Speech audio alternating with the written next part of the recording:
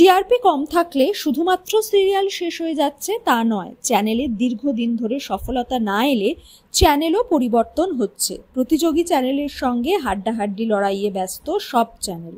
মাঝে মাঝেই নিজেদের লোগো পরিবর্তন করে স্টার জলসা। কোনো একটি ধারাবাহিকে বেশ কিছুদিন ধরে টিআরপি না পেলে ধারাবাহিকটি শেষ করে নতুন ধারাবাহিকও আনছে।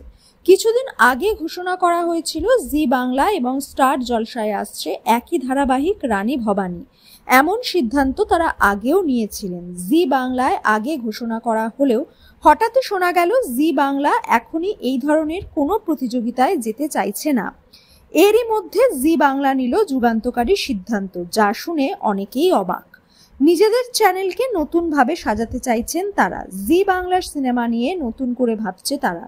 এতদিন এই চ্যানেলে ব্লকবাস্টার সিনেমাগুলোই জায়গা পেত, তবে কেবল সিনেমা দেখিয়ে চ্যানেল চালানো প্রায় অসম্ভব। তাই নতুন কিছু ভাবছে কর্তৃপক্ষ। বর্তমানে জি বাংলা সিনেমায় জি বাংলার বেশ কিছু পুরনো সিরিয়াল দেখানো হচ্ছে, যেখানে দর্শকরা অনুরোধও করছেন অন্যান্য পুরনো সিরিয়ালগুলো টেলিকাস্ট করার জন্য। তবে শুধু পুরনো ধারাবাহিকই নয়, শোনা যাচ্ছে নতুন কিছু ধারাবাহিকও আসতে পারে।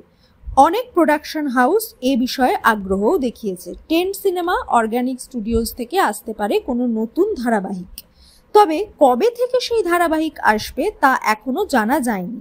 জলসার মতো জি বাংলা সিনেমাও তাদের লোগো পরিবর্তন করবে। সব মিলিয়ে দর্শকদের বিনোদনের মাত্রা যে আরও বাড়বে তা বোঝাই যাচ্ছে।